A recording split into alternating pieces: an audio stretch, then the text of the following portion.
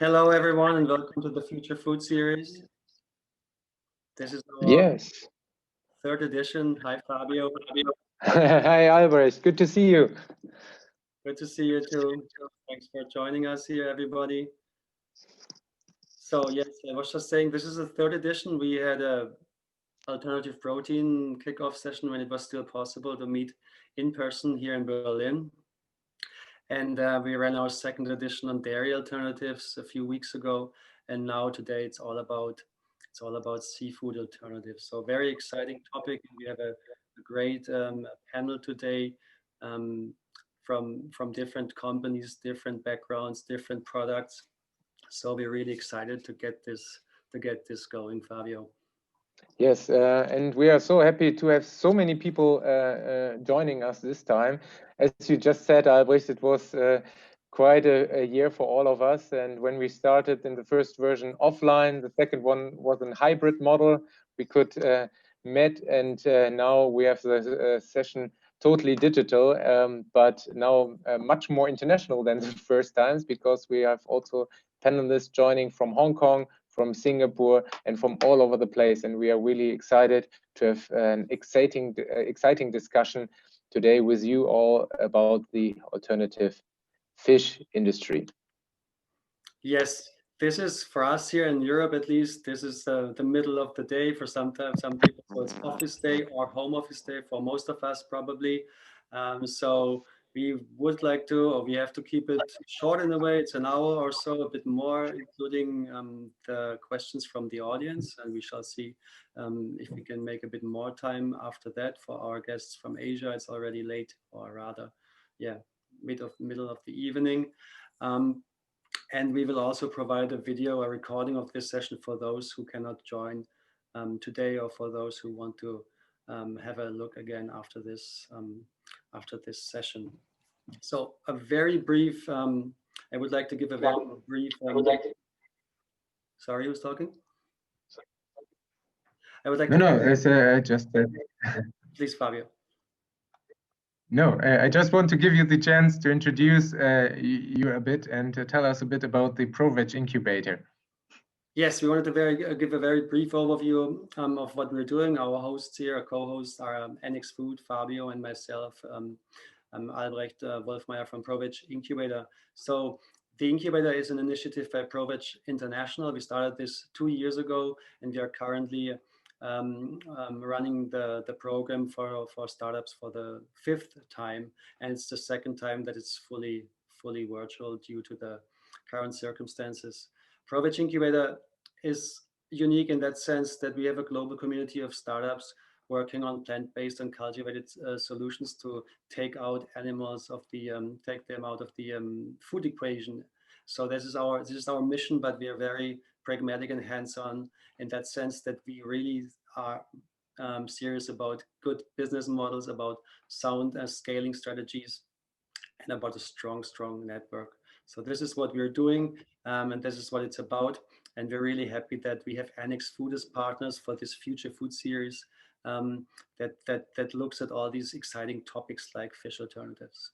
So Fabio, if you want to explain a little bit more what Annex Food is doing and what's your background. Yeah, thank you very much, Albrecht. So NX Food is now a consultancy company which supports big initiatives and big companies to get access to the new food tech and the new food alternative ecosystem. So what we are doing is we leverage our ecosystem and our network into corporate collaboration systems, but not only with initiatives and corporates, but also want to help young companies, startups, to accelerate and to bring more speed on the ground.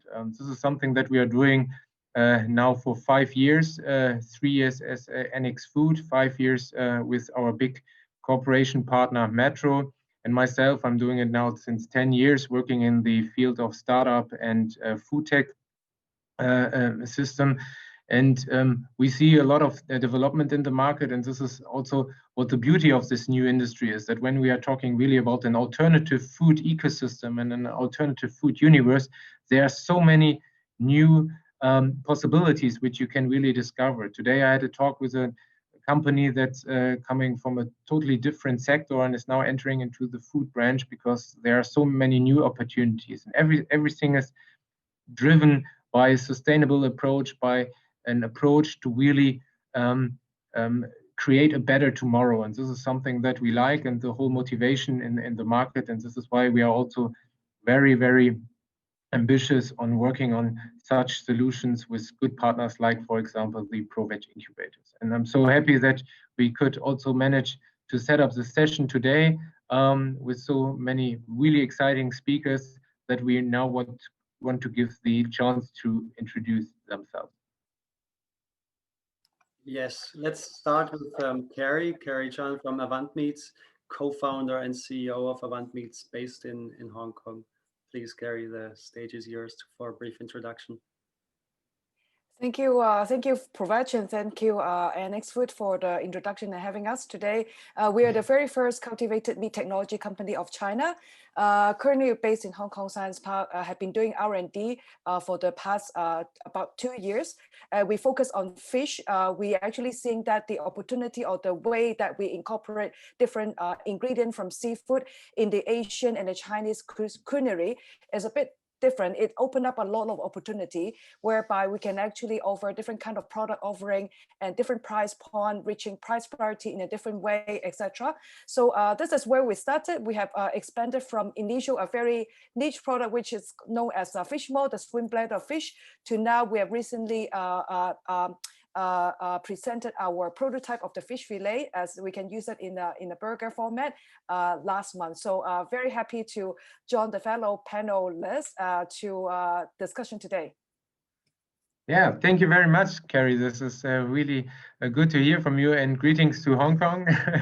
And I'm really curious to hear more about Avant Meats afterwards. So our next speaker is Sandhya from Shiok. Sandhya, do you want to introduce yourself? Where are you based at the moment? Sure, I'm in Singapore at home. Yeah, so thank you so much for the invite. Glad to see familiar faces here. Yeah, so I'm from Shiok Meats. I'm the CEO and co-founder, and much like Carrie, we are actually the first ever cell-based meat/seafood company in Singapore, Southeast Asia. Globally, we are the only company working on cell-based shrimp as well. So we concentrate on crustaceans, everything from shrimp, prawn, lobster, crab, crayfish. But we've been putting in a lot of effort and R&D efforts into shrimp and lobster for the last 2.5 years.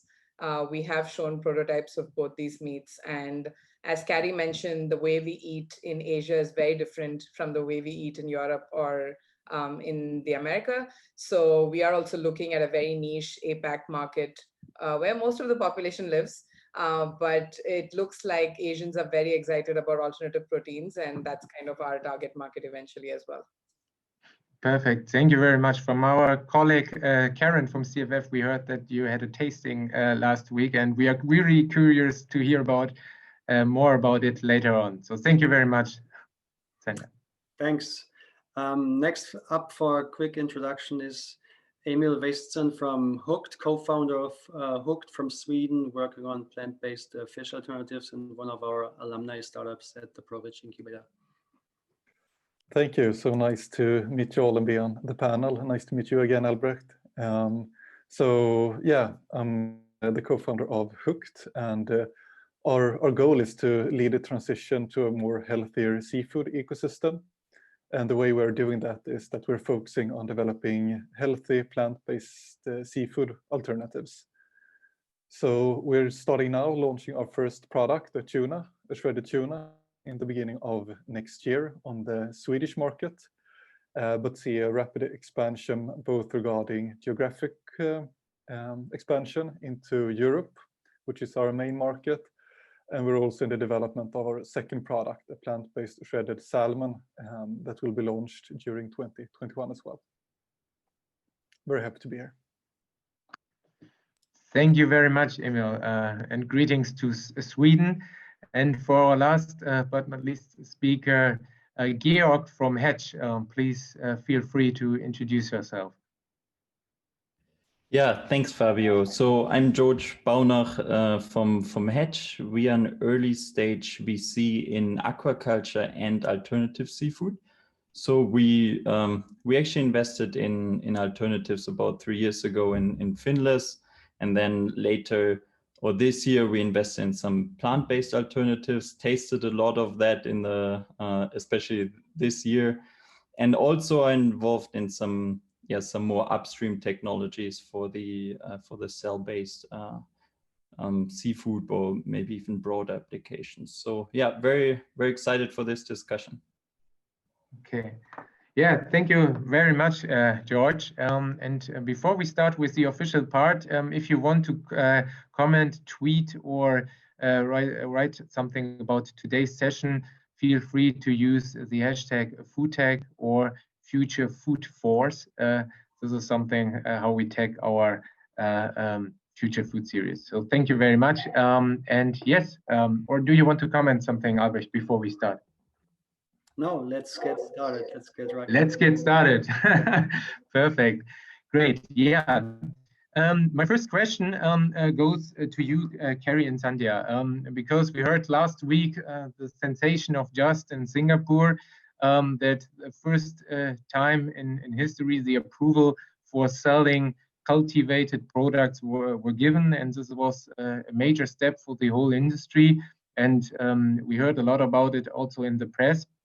And I mean, the topic of cultivated fish and meat was one of the big topics this year. My question to you is, and before we start with the overall discussion about the alternative fish industry, what is your definition of this new sector? Because we heard the terms cultivated, we heard the terms clean, we heard the terms cell-based, so there is no clear wording. And on the other hand, we have the situation that we have hybrid solutions, vegan solutions, vegetarian solutions. Some of them are within vegan serum or a vegan medium created. Some are more uncontrolled, some are controlled. So maybe you can give us an indication how you would see the perfect definition of this new sector as you can give it from today. I guess honestly, I can take this first. I guess honestly, there is no perfect definition yet. One thing that, in Asia that has not been, I don't want to jinx it, but has not been a big problem is kind of the labeling of what the product is going to be labeled as. So right now it's kind of between cultured and cultivated, cell-based in certain sense. We've still seen the media use lab-grown in certain places. But as far as for the Justs, the approval of Justs, cell-based chicken is, I think, the most exciting thing for the entire cell-based meat industry. It's just not for Just alone. I think it shows that how serious the country is, or the countries are eventually, and how they want to really be the front runner. Also starting off with the regulatory approval right now, I think Just product is approved as a novel ingredient, not as a novel food. It's not a full product, or it is a blend with some mung bean, if I'm not wrong, and some bread and so on. So as the media had quoted. So it is approved as an ingredient. Eventually, it will be approved as a whole food or like a full novel food product. For us also, we have been working with the Singapore Food Agency, which is the regulatory authority from almost day one of starting the company. So our thought process is also to enter as an ingredient, more like how do you mix it with any plant-based meat that's out there. As you might have seen from our prototypes, ever since we started launched the first shrimp dumpling, we had mixed it with corn, which was a plant-based product as well. Even with our lobster, we mixed it with a couple of other plant-based meats and vegetables and so on. So it is coming in as an ingredient. So the stage, like the way we see it is it comes in as an ingredient, then it becomes a whole product. And right now it's B2B. And then eventually we'll see it being sold B2C, much like how Impossible Foods is kind of launched in different parts of the world. So that's kind of how we see it. Labeling as of now, I don't even, like I mentioned, I don't know if it's a problem. If it's a problem, we haven't solved it yet. So we are actually, in talks with SFA to discuss a bit more about that as well. Yeah. Perfect. Thank you very much. And Carrie, how do you see it? Yeah, I think so. First of all, congratulations, Singapore and fellow a startup operating this space. It's really giving a very high increase drastically the level of confidence into the commercialization of the cell-based or the cultivated meat product. And we know that a lot of the effort has been going into understanding the different process across the board and how in the future the government or government bodies can actually take care of the safety and the health check on behalf of the public. I think that sent a very good positive signal to the whole industry as well as consumer in general. So congratulations on that. And maybe I can share a little bit about the on the line of you talk about the naming and the labeling. I totally agree to extent that we have actually come across with different names, lab grown and clean, whatever, and everything now is more steered towards like either cell-based, cultivated. From another direction, we are very focused on the China market, which is a very big meat consumption market. And here, if we start looking at different languages, there are actually new problems coming up. So most recent discussion within the northern part of Asia, namely China, start looking at even on the plant-based nomenclature. So how the consumer can be informed about what the product is the regulators' concern. And there also discussion about, let's say, Sandhya just mentioned about it will be as an ingredient. So how that will be presented, how do we label that as an ingredient? Is it additive or is it like a key component? And then as we know, sausage is only called sausage in a certain jurisdiction because of certain percentage of meat in the product and so forth. So different jurisdictions will operate differently. And obviously China has a different way of thinking of labeling this kind of thing in this new technology. But what I can say is that it's still developing for China, and certain references from the English and the Western area will share some of the insight there. But then ultimately, we heard different names that could be helpful or even not helpful with getting the consumer appetite into doing that. So from our perspective, we really want to contribute to the process of the policy and the nomenclature and the naming as far as possible from the industry perspective, because it's happening with us and happening with consumers. And so this is what I would like to add on to that. Yeah, it's also very important for the whole educational and expectation management part. If you create the consumer awareness, you have to, of course, you can name it. You can't name it lab grown anymore, and you have to change it. And so I really like the ambition that you want to be part of to create the whole thing as one. And this is a very, very good approach. So thank you very much, Carrie, for your indication. Thank you. If you stay with the cell egg part of this discussion panel for a moment, regulatory approval for the ingredient, as you specified, Sandhya, in Singapore, is a milestone for sure. There are a couple of challenges, a couple of issues that have been with the industry from the beginning. That's the growth factors, the medium. That would be something I would like to. We would like to hear a bit more about it for the fish or for the seafood category, and then we can talk about scaling and funding, of course. But first things first. What about medium? From Shiok Meats perspective first, and then from Avant Meats, please. Sure. So definitely seafood is an advantage if you think about the technology as well as the research that goes into it in terms of time and money and effort, I guess. Why I say, it's there's an advantage and a disadvantage is first advantage is that these cells are much more simpler compared to beef, pork, or chicken, for example. As you can imagine, in the evolution of things, seafood are, especially for us, even though we call crustaceans as seafood, they're actually coming under the insect family. So they are arthropods, they come under insect family. So their biology is even simpler compared to fish, for example. So that means that the cells don't need as much as beef cells, for example, to grow in terms of nutrition, in terms of the complexity of the meat, of the structure, of the texture eventually, and the taste as well. That's an advantage. They definitely don't need FBS from day one. So we haven't been using FBS, which is fetal bovine serum, from day one. So that's that's another advantage. But the two disadvantages are there's hardly any research out there on cells or on these animals. Everything from breeding them to, hatching them to IVF to, taking out the cells to how these cells behave. That's a disadvantage. So we literally, I always say this, we literally do like 10 PhD. We have done like 10 PhDs in a year within Shiok Meats, literally, trying to find out everything from scratch. And the second disadvantage is all of the pharma, molecular, biomedical tools, or like simple things like visualization of these cells under the microscope, or the way they grow, or the equipment for them is just not available. All of the stuff that's out there is meant for mammalian cells, because all of the biomedical research that has been happening and that will happen in the biomedical side of things on cells is on mammalian cells. So even to find a stain, like a dye to like dye our cells so that we can view it under the microscope is just not available. So we literally had to approach pharma companies and tell them, can you like take your technology and expertise and fit that into our cells? Our cells are smaller in size, they behave differently. So yeah, like I mentioned, it's a lot of basic research that has to go into this, and we just can't do it overnight.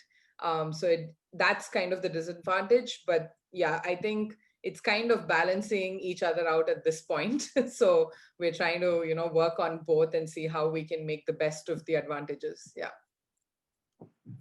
Thanks. So that's for the shrimp and lobster and that side of biology. What about fish more? What about sea cucumbers? What's the takeaway there, and what's the challenge? Yeah, I think fish, sit between crustacean, which is Sandhya mentioned, is more like insect and not needing FBS or serum from day one. That's very interesting. I think fish sit between the mammalian, more complex animal, and the simpler animal. We do starting with a protocol that operate using FBS. It works on fish.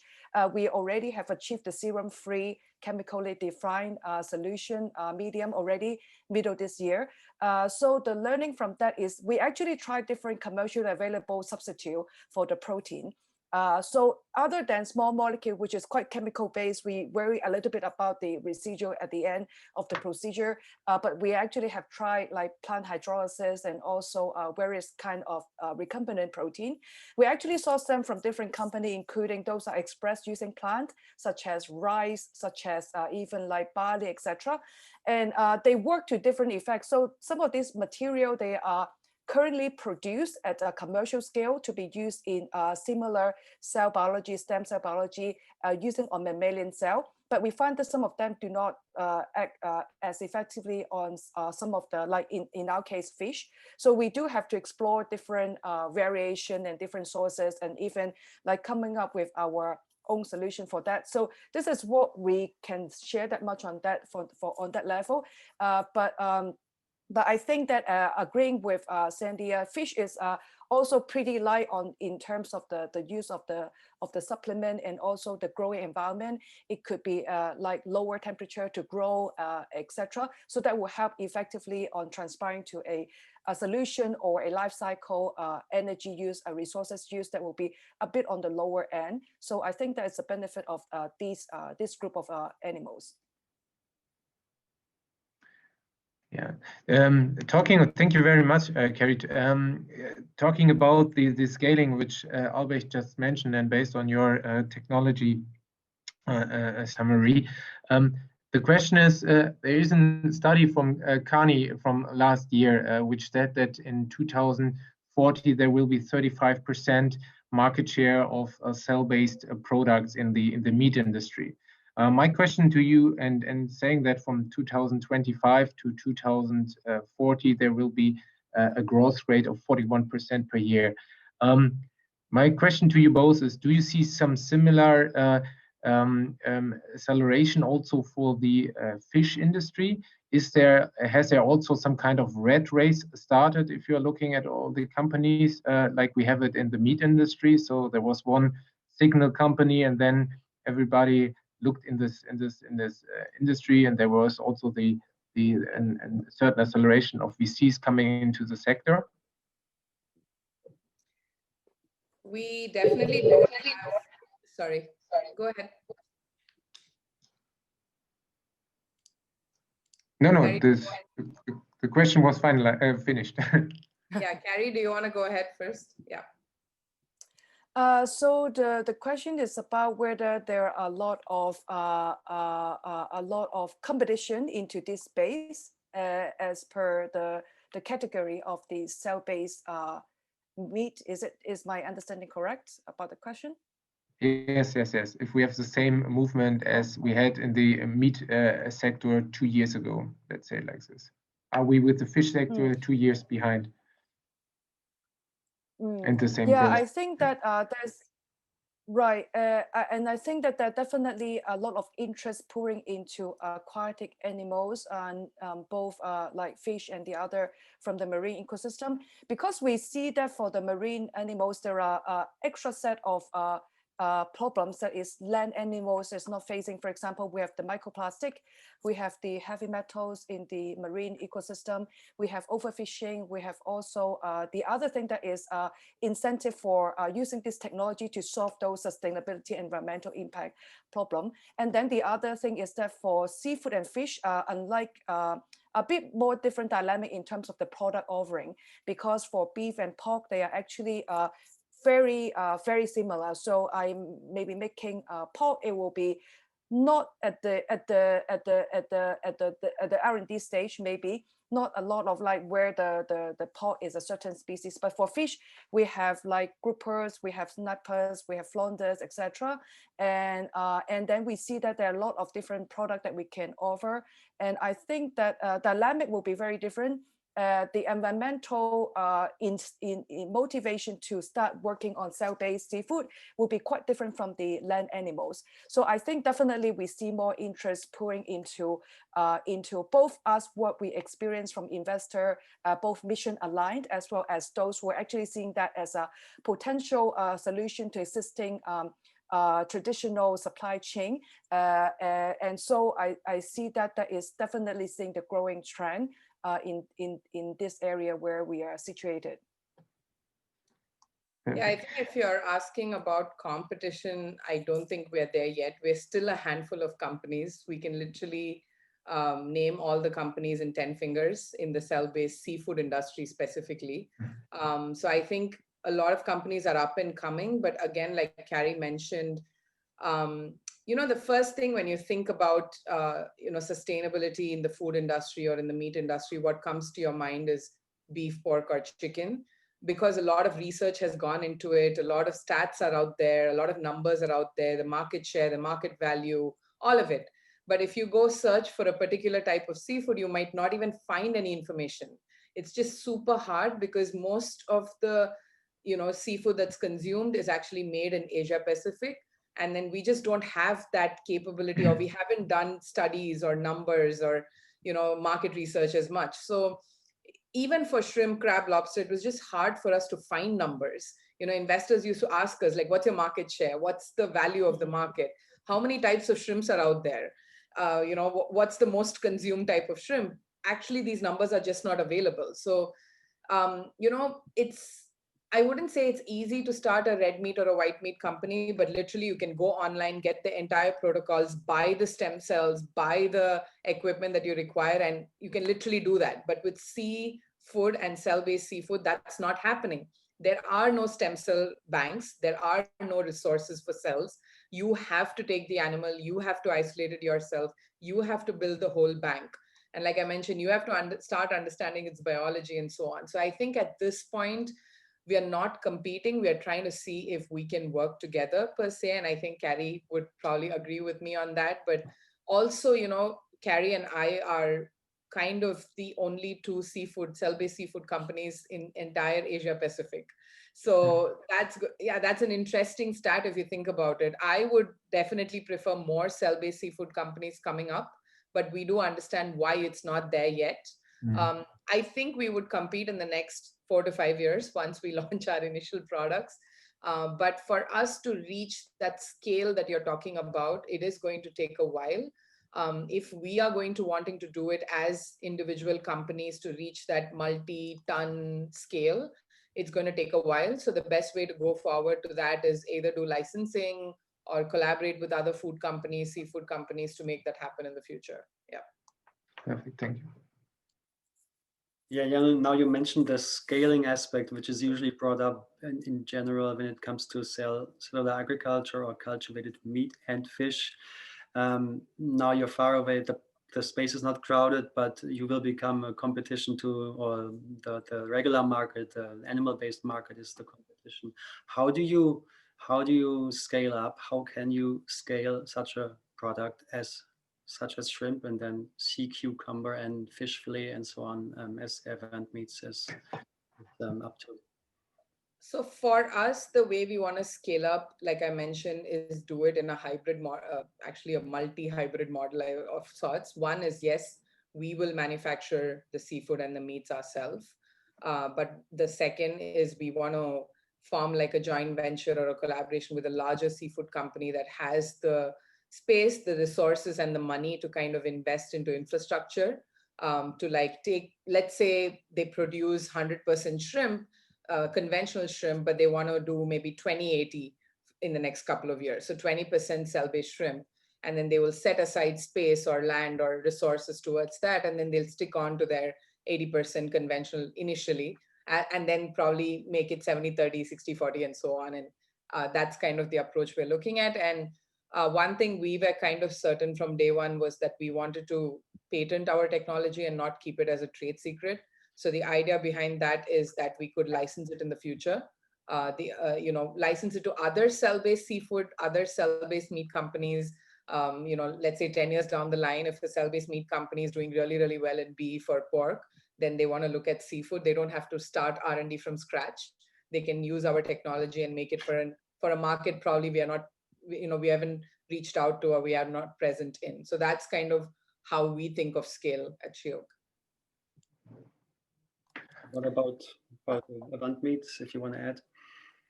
Yeah, so that is like the market and demand scale. I think for the immediate, for the next couple of years, we're actually going to see how we actually scale up to a small bioreactor to a much larger bioreactor. I think there are certain biotechnological challenges as well as engineering challenges, because the previous, so far, we have been seeing like huge bioreactor, multiple 1,000 liter or 10,000 liter, some other living organism like microorganism, fermentation, etc. And not really, their cell line or the strain or the bacteria, etc. are very standardized and very robust to do those jobs. And so we actually need to go from a very non-typical cell lines to the scale that they are actually happily and expanding in that much larger scale. So I think there will be certain challenges and hurdles on the scientific as well as the engineering process. But I think with a lot of the like troubleshooting and the scientists, it may take a little bit time to scale up from like small scale to a large scale versus that what we see in CDMO for biologics and vaccines. But I truly believe that we will actually reach there in actually quite fast, like short period of time. And so we are also in the scale of reaching our pilot scale production towards end of next year, and then go from there to further scale up. And I agree that to the whole beauty of the cell-based seafood is that we can decentralize the production and decentralize the supply chain, so that it could be in different parts of the world, in different cities and different regions, that we can also enjoy the seafood even though it is not close to the water. And then it will be through one way, of course, is like what Sandhya mentioned, technology licensing or turnkey and the solution offering to different operators in different regions. So that will be the one of the way to actually go and supply to the bigger population in different parts of the world. Perfect. Thank you very much, Carrie. And now my question to you, Georg, from Hedge is, as we were talking now a lot about the South Asian and Pacific region, and you have a really broad view about the whole development in the fish sector and the fish food tech sector, it would be great to give you have from you some kind of estimation? How do we see this in a global context, and where do you see at the moment the development of the alternative fish or the fish tech industry? Do we have already the same ecosystem in place as we have in the land or in the meat industry, meat alternative industry? Thanks, Fabio. I'm not super familiar with the red proteins and this ecosystem, but I definitely see Singapore stepping up for seafood as well.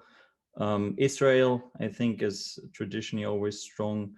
So these hubs are really really putting resources behind that, and I think Asia is a great market. Like, I think there's a lot of a big population there, new people getting richer and looking for protein. So I think that's a real opportunity. Yeah, and when you are looking at before we come to Emil in the plant-based sector, where do you see at the moment the most money going in when we are talking about this new fish industry or the current fish tech development? Is there a lot of VC going more in the whole tracking, tracing, and fish technology sector to make it more sustainable and efficient, or also more into the product-driven approaches, or where do we have the biggest parts in this industry which are VC backed? You mean only like alternatives? Not alternatives. When we are talking about the broad fish tech industry, and then we can get a bit closer to the alternative sector. Yes. Yeah. Okay, understood. So definitely tech for shrimp and salmon. Yeah, those are the high margin species. So this is where people focus on. Feed alternatives really always a big topic. So they receive a lot of funding, and I think just generally, and that's maybe the transition to the plant-based, is like the amount of capital, I think, or budgets even just by the really big corporations that are now deployed towards that industry is really impressive. So in aquaculture, like 2015, like the first of the big 4 agricultural commodity companies entered with Cargill's acquisition of EWOS, and after that, all the other big 4 came in. But even that pretty quick entry into the market is, I think, not comparable to the interest in the alternatives, and especially the plant-based. This year and last year. Okay, and do you see the same? I just mentioned in my question before that we can say that there's a 2-year gap between the cultivated meat and the cultivated fish sector, and that we have the same movement. Would you say that counts also for the plant alternatives, that we are in the fish sector where we were 2 years ago in the meat sector? Yeah, I do think so. I think it's a more specific market, maybe not really 2 years, but for sure. I think one of the risks is, or not risk, but I think we will not see as many cell-based seafood companies just because investors are more tuned in now. They ask more difficult questions to these companies. Having like a cell line is not enough anymore to raise a seed round. So now you have to show more IP, and I think something similar will happen in the plant-based seafood market. Just having like a not texturized product is probably not enough anymore. Okay, thank you very much. But yeah, maybe Fabio, one difference is a product development from like the large corporations. Yeah, so I don't think that I've seen much of that in the cell-based space, but you obviously see a lot of like large food companies, and you know that better than I do, developing their own products, right? So yeah, that's really, really important from a startup perspective to watch that. What are their abilities? What are their budgets? That's true. Thank you very much. Yeah, that's super interesting to see that funding perspective on a global scale, how much money is going into which companies, and as Sandhya said, the space is not crowded, especially when you look at a certain region like Asia Pacific, and at a certain category like crustacean or fish alternatives, but still it's getting more crowded and more corporations are also looking into it and investors are getting more picky maybe. Let's speak about plant-based first. It's a big white space. According to GFI, plant-based seafood accounts only for just about 10 million USD in sales in 2019 at least, and only 1% of the whole plant-based meat market. So it's basically nothing or very, very little. So Emil and Hooked, how do you want to make use of this opportunity? Yeah, that's a really good question. And as you mentioned, the GFI has done incredible work here. And I think just looking at the market shares, I think plant-based meat are 1% of the total meat category in US, and plant-based fish is 0.06, and Europe is lagging behind. So you can really tell there's a massive opportunity here. And our approach is that we're driven by impact. We want to make as much difference as possible. And to do that, we want to target the biggest audiences, which is in Europe, the flexitarians, because then we think they are standing for most purchases of plant-based products. And if we only giving vegans another alternative, like plant-based fish, then we don't make any difference. We need to make the transition from people eating traditional seafood to plant-based. So our approach is that we need to have products that the everyday people can buy, and then price is very important, and the nutritional profile, because people perceive seafood as very healthy. So that is our focus. So our products now in the beginning are shredded, which makes it possible to use it in a very wide range of dishes. You can use it in everything from pasta to sushi, poke bowls, sandwiches, pizza, pasta, yeah, you name it. But it's a challenge, I need to say as well, because I mean it's a new product. It is a white space, and that is like a good business opportunity. But when you're first, you need to overcome some hurdles and obstacles as well, and especially when it comes to consumer behavior, people aren't used to see plant-based seafood in the stores. So it's a lot of like education of the consumers we need to have in mind as well. So that's why we're launching now through food service. I think Carrie mentioned that before, like Impossible Foods. We see that as a really good approach, because when our products are served in restaurants, they are like the experts on how to create good dishes. They can give the consumers a really good first experience of our products in a really good sushi roll or in a really good salad. And then when we enter retail and grocery, people know how to use it. Thank you very much, Emil. I think this is something that we see at the moment in the market, that the go-to-market for many startups is now more and more coming about the food service, because that the best sparring partners there, they have also partners there and testimonials in place, and they can of course calculate a bit better and have long-term relationships in the best case. And of course, for the marketing story, it's also a very, very good thing. So this is really something that we see all over the place. My question to you is, could you think also of a hybrid solution if you see that more and more ingredient-like cellular or cultivated products are entering into the market, that you think, okay, this could be a perfect ingredient to give my product a round taste, something like this? Yeah, that's a great question. Love that you bring that up. I think that we'll move more and more into that direction in the future, both like as an industry and as a company as well. Could be interesting. We have some benefits from cell-based and some benefits from plant-based at the moment, especially cost when it comes to plant-based. But it could be challenging to have like the perfect nutritional profile or the perfect taste components. So to complement that with some cell-based product, I think that is a way to moving forward into the future to create even better products. So, if you're talking about in the meat industry, they are always saying that what we see at the moment as the alternatives is generation 1. Generation 2 is the cultivated sector. So that's the generation 1 is something to step into the next into the next area.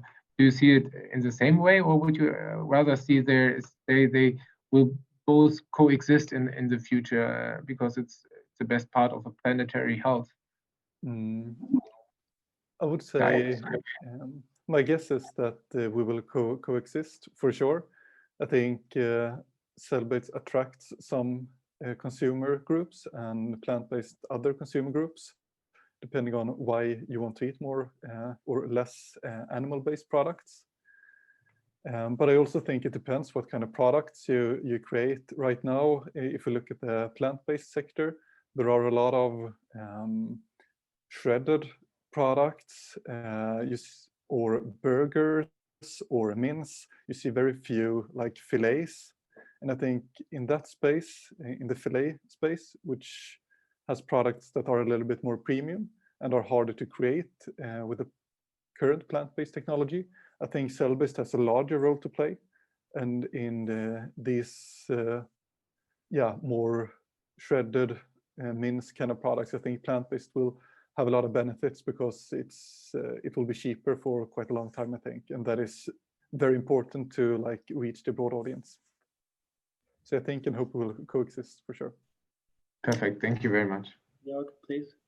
Yeah, I wanted to throw one other option into the ring, and that's the combination of the animal produced combined with either plant-based or more likely plant-based and cell-based, because from talking to the big salmon farmers, I know that utilization is an issue for them. So they have cutoffs and they're thinking what to do with it. And if I'm not wrong, I think we've seen some of these models in the meat space, like contains 40% real meat or something. So I think there's an opportunity there, maybe as a transition solution, but with this you would go straight to the largest seafood producers in the world and be able to tap into their distribution network, into their consumer understanding. Do you think that for consumers this could be a good way to go to have it for a transition period? I mean, even for flexitarians, would they say, okay, I'm using in certain ways plant as an ingredient in my fish dish to reduce it? Is it? Do you really? Yeah, it's just maybe you know, like yeah. and maybe get a bit like I had this really cute story from my brother the other day where he walked into a supermarket with $10 and wanted to cook a bolognese with this, and he said like he couldn't buy the organic meat because he wanted to also have cheese, and was running out of money. And he said I tried the alternatives and they were not tasty. And I think that is a perfect summary. If it allows someone like him that is fairly cost conscious to say, hey, at least I'm reducing my footprint here, for example, by 60%, by 80%, or I'm combining it with an organic source. Maybe that's a value proposition to the consumer. Interesting. The cost perspective in this context, also a new factor coming in. Yeah, that's true. That's true. Okay, so we have some questions from our audience. So thank you very much, Georg, for adding this. Albrecht, do you also want to? Should we give the speakers the opportunity, or how do we want to handle it now? There's a couple of questions, and I think they tap into the same topics that we already touched on at least. One more thing I would maybe like to ask all of you, the four panelists here, when it comes to price or price points. Rather, I know that Carrie, you said this before on other occasions, and I think tonight you mentioned as well, price parity is a goal, is an objective for Avant Meats. So you really want to be competitive when it comes to animal-based products. And Emil, Hooked has the same goal. You want to be an affordable plant-based alternative. I don't know about Shiok and shrimp and lobster. We would like to hear that as well, and then an overall perspective maybe from Georg on that topic of pricing. Carrie? Yeah, so I think in our perspective, so price parity is relative. So it is also subject to what is the product existing in the market that we are looking to be providing an alternative. So we actually started out with the fish maw, which is traditionally they're selling at multiple $100 per kg. So that reaching price parity is relatively easy in that case. So more recently, we launched the fillet, and we've been asked, you know, how much is it selling now? Is it going to be price parity? And I think there are actually two angles of seeing it. One is that in the food purchase decision, if we ask ourselves, right, we walk into a supermarket, there are multiple products, not necessarily 100% of the time we look for the cheapest, right? We look for value for money. We look for the balance between what that product actually offers in terms of extra benefit, function, quality, or sustainability, value that clicks with me versus the price to the other. So I think price is important, but then there is actually a certain margin between like several tens of percent, like 20, 30, 40% each that we can actually work around. So looking at organic product versus conventional product, people who actually would like to buy value for the money rather than buying the cheapest, I would say grocery store, grocery purchasing, you would not buy everything the cheapest version, right? If that is our behavior, and we believe that the value that we pay, we collect more in return. So what we convey to the consumer, what is the value we offer to them, do that in a very clear way so that they can catch that message. So I think at the beginning, even though the product might be a bit on the premium end, it will be actually be maybe good or even very doable given the consumer behavior I have just mentioned. So exactly what we are offering in values to the consumer will be actually the key. The flavor, the taste, the texture, and convenience, and etc. will be important, and price will be one of the factors, but would not be the only deciding factor. That is what we think when we try to ideate the product offerings in our case. Thanks. And for Shiok, I mean, lobster, for example, is of course a premium product, but what about the overall approach to this topic? Yeah, I think the idea is eventually to reach price parity, but that's not going to happen from day one for sure. So when we launch, yes, we will launch at a price that's affordable to some people. I'm not talking about a couple of $1,000s a kilogram. I'm talking about something that's maybe double or triple the price of the current shrimp/lobster pricing that's out there. Also depends on which species we are going after. Shrimp can range from everything from $6 to anywhere upwards of $100 a kilogram, depending on the type of shrimp that you're eating and where it's available and so on. So initially we are looking at a premium pricing more of where the organic/plant-based industry stands at this point, which hasn't reached that price parity yet per se. In the long run, that's the idea. And especially with expensive protein like lobster and crab, we want to make it affordable so that more people can consume it, because currently a lot of the population cannot or do not consume lobster and crab as much because it's super expensive or they don't have the access to it. So that's what we want to do with the expensive proteins. Perfect. Thank you. For the plant-based approach, or Georg, if you like. Emil first. Yeah, I can go. So yeah, as I mentioned, I think price, if we look at different reports, price is actually one of the biggest pain points, both when it comes to seafood and when it comes to plant-based products. So we see this as a really important target to like keeping the price down. And because we think that if you have a premium price, you will get like very dedicated consumers that burn for this cause. But if you look at it from an impact perspective, we need to get like people that eat a lot of seafood, start at eating plant-based, and then you need to keep the price down in our perspective. So we will also start with a slightly premium price compared to traditional seafood. But as we scale, we hope to reach price parity in, I won't name a date, but in a short future, to be able to actually just grow really fast, both from an impact perspective, but in this way we can also gain a lot of market shares as well. Yeah, if I can maybe add to that, yeah, because I think we're very excited about the potential of cost reduction in alternative plant-based seafood, because ultimately what we do in aquaculture is we formulate proteins to put them into the feed, right? So they use a machine called an extruder that produces the feed. The feed is shipped to the farm. The farm waits, in the case of salmon, maybe 1.5 years, then has to slaughter the fish, has to process it, has to transport it again. I guess Emil is using pretty much the same machine right now, also an extruder, like very small scale version of that.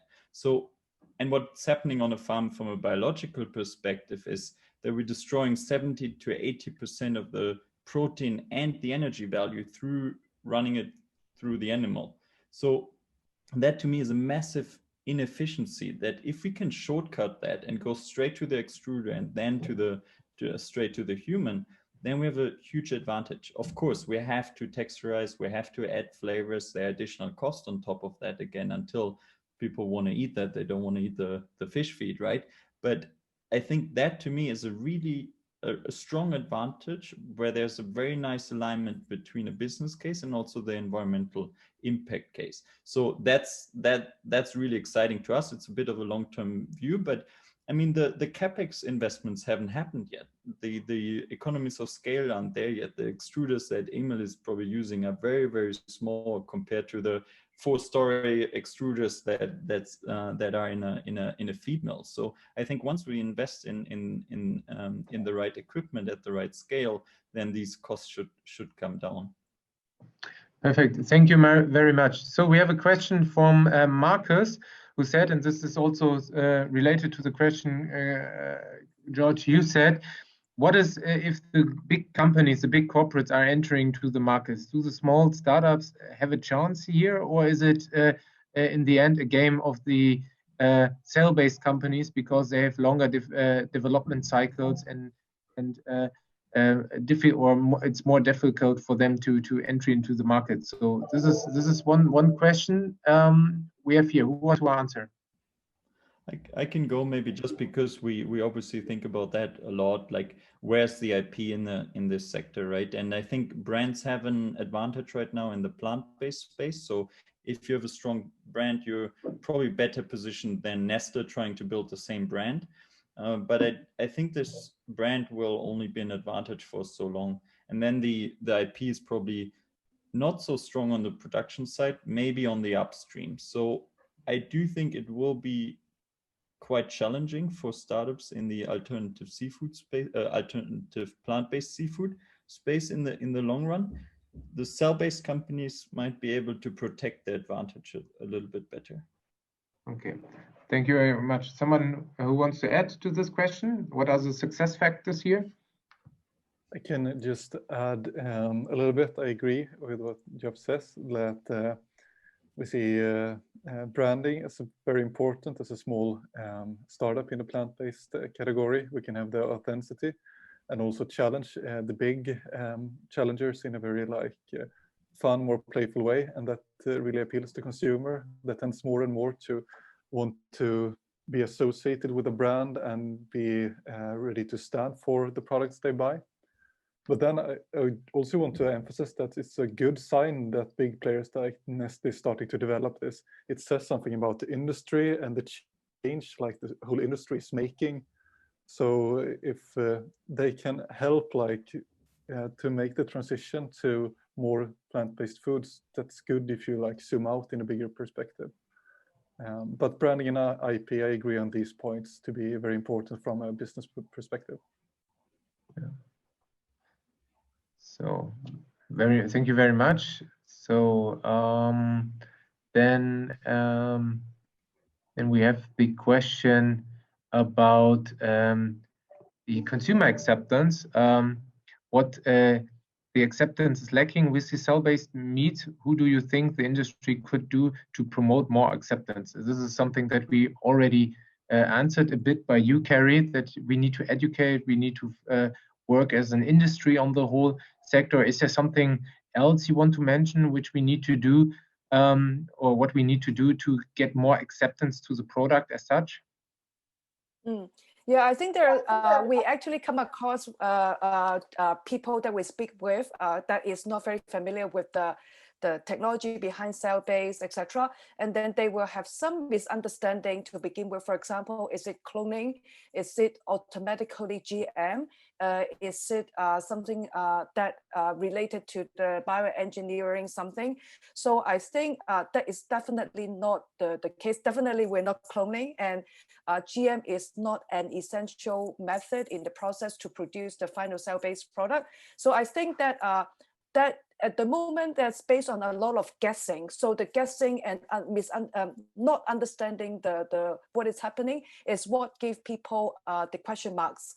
I think along the line, and I think we and Sandhya in Asia and also with other company in this space internationally, I think there's still a lot of the I would say education or let the people know more about the technology behind it may help.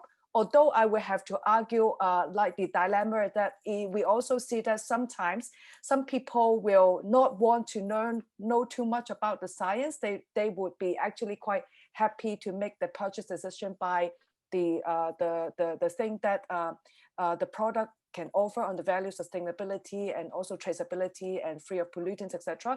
So that's really a different segment of the market. And I think just as any other big market, there will need to be different messages tailored to the target segment ultimately. And I do think that overall, more education and more messages that let the people know what exactly we're doing.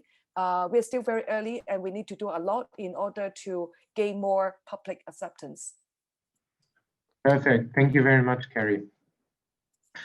Yeah, I think we are now coming to an end. We have almost fulfilled the 1 hour. I think you are all on LinkedIn. So if in our audience are some people who have questions related to you as single startups, when it comes to collaboration, partnership, or maybe distribution partners, I think no one will say no to such a question in the round. You can, of course, contact all our panelists via LinkedIn. And so we are coming to an end of this session, right, Albrecht? Yeah, as for the because we're running a little bit late already, as for the questions people asked in the chat or the Q&A here, we will try to pick them up and direct them to the panelists if they go to you individually, and hopefully you can find the time to give us some answer, and we will answer those by email later on. And of course, LinkedIn and other social channels will be useful to reach out to Georg, Emil, Sandhya, and Carrie. Yeah, thanks so much. We found out that 1 hour is not at all enough to discuss these exciting topics and to go deeper into some of the aspects like the funding, the consumer acceptance, which would deserve, I think, a session of its own. So we will definitely continue this and speak again. Thank you so much for your time today. Yes, and thank you for giving us such good insight. And we learned today really a lot about how the actual status in the cultivated fish sector is, that there needs to be a lot of basic work done, which Carrie and Sandhya are doing at the moment. We heard that Sandhya has almost 10 PhDs in the, worked on during her time on developing this topic, that we need to educate a lot about this topic, that it's in a very, very early phase. We heard also that for the plant-based industry, the coexisting besides cell-based is an option or is the future. And we heard that the market is developing quite fast at the moment. So thank you for all the panelists in our session, and stay tuned for our next Future Food series, which will be announced soon. And yeah, we hope we can get as much people in our audience as this time. We were almost, we were over 100 people listening to our session, and this was really great. And yeah, have a great evening, a great day. Thank you very much. And yeah, looking forward to see you next time. Thank you. Thank you very much. Everyone. Have a nice Thanks, day. everyone. Bye-bye. You too. Bye. Bye. Bye. Bye.